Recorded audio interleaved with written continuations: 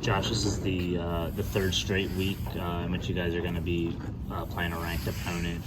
What's kind of like the conversation like in the locker room surrounding that? Is it more like, another, just here we go again sort of thing, or is it more of a, trying to seize that opportunity? It's definitely more of a seize that opportunity type. It's not a here we go again at all. I would say it's more, you have a great opponent we're getting ready to play against, and you want to go there and hopefully upset them, and that's kind of your goal all week. I know you weren't here last year for that game where they almost knocked them off here, but have you heard a lot of discussions about that game in the locker room, or is that a game that you will look at to try and draw anything from it? Probably won't look at it to draw anything because that's a just completely different offense than what we play. So usually we just watch opponents like last 4 games that they played, and that's kind of what you draw from for your game plan and stuff. But no, I didn't. I mean, we haven't talked about it much. Obviously, we know that we are capable of playing with them. So I think last year will just give you that sense of confidence going into it, and then from there we just gotta get a game plan ready and execute it. Buckeyes allow the fewest yards per play in the nation. What jumps off the tape about them defensively? Obviously, their front seven is very good. I think their defensive line is, probably one of the best in the country. You have a Heisman Trophy candidate on the defensive line. That's not something you usually see. He's a great player, and then they have a lot of vets on the defensive line, and then linebackers as well are just very, very good, very sound players. Yeah, what stands out to you about Chase Young and his play? He's obviously a great pass rusher, and the size that he brings and the athletic ability is obviously what stands out, and that's why he can make so many plays and have such a big effect. Do you think some of his high school teammates that are here that have some familiarity with him might be able to shed some insight on how to negate him a little bit? I don't know. I know they know him. I don't know if they know how to stop him, but I definitely going to do some things and coaching on ways to make sure we can slow him down, because obviously he's a great player. But we'll just try to do our best to do some things to stop him from being him, I guess. What do you do as a quarterback is it just trying to get the ball out fast, make quick decisions? What things do you focus on?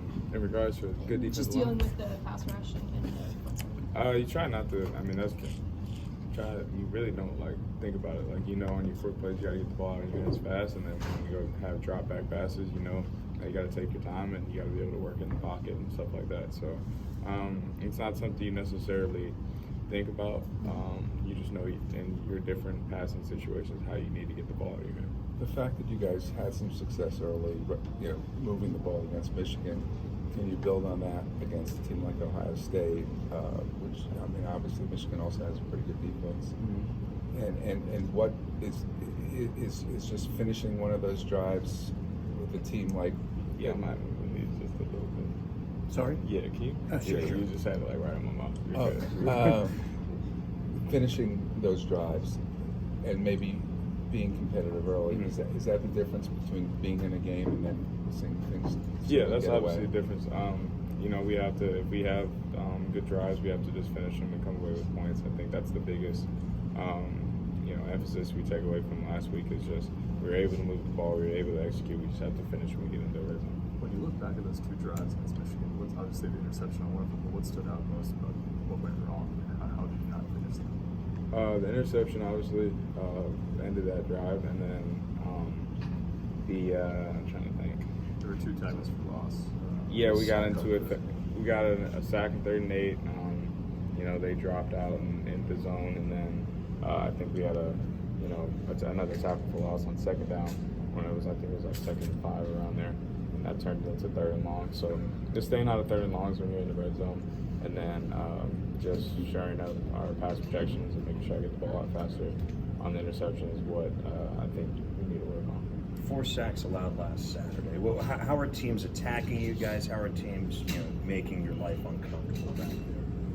I wouldn't say I'm uncomfortable. Well, yeah. I would say that I would just put it on me and say that I need to get the ball out faster and need to be able to throw the ball away, and the offensive line will continue to get better. You weren't the one on the field for this game, but Dante Dimas had some great moments this year, and then had the rough game a couple weeks ago Okay. with the 2 interceptions. Oh, okay. How has he kind of responded in the last few weeks for a young guy like that to kind of have those ups and downs? I mean, he comes to work every day. He's a great competitor, and I think those 2 drops that he has isn't going to phase him, and he's going to continue to get better. Last week we talked about playing against Michigan and the emotions that might stir.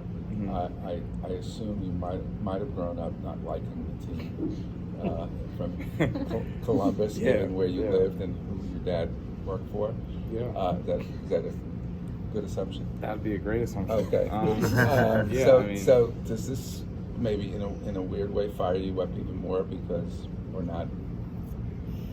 I mean, yeah, like my dad coached there for 22 years, so they played Ohio State 22 times, and obviously they never really liked. That's one of the biggest rivalries in college football.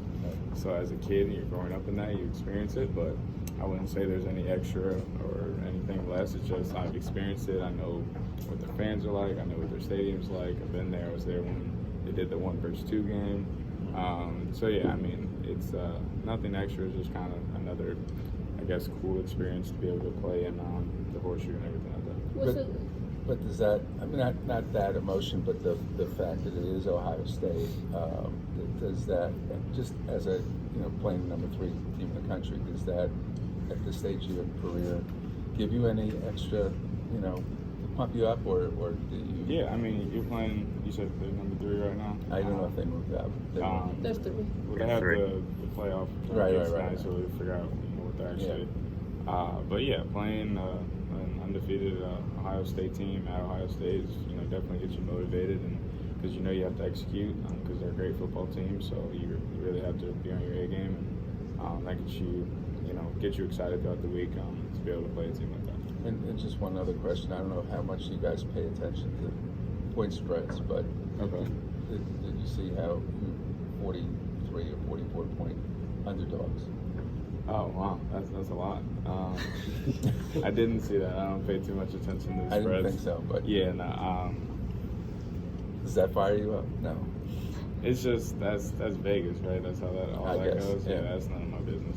Okay. Yeah. And you mentioned going to Ohio State games growing up with that Michigan-Ohio State rivalry. I know that's a stadium that can be really loud, and for someone playing there the first time can kind of hit you like that. Do you think that'll help you at all? Just that you were going to that stadium and being around that environment and kind of know what to expect. I mean, I've played in big games before. I mean, at Virginia Tech, I think not many stadiums get as loud as that one. I mean, there's been registered earthquakes when we play at Virginia Tech, or when I played at Virginia Tech. Played at Florida State. Played West Virginia, here in DC. Like, I've been in big games. It's just all it is noise, and you just gotta learn how to focus into the cadence, and then from there, that's kind of all that can disrupt. Did you feel more comfortable last week, like getting into sort of a rhythm? And Yeah, no, I felt good. I felt like our offense was doing a good job. It just, we just didn't finish drives. So, but no, I felt good. Thanks, Josh.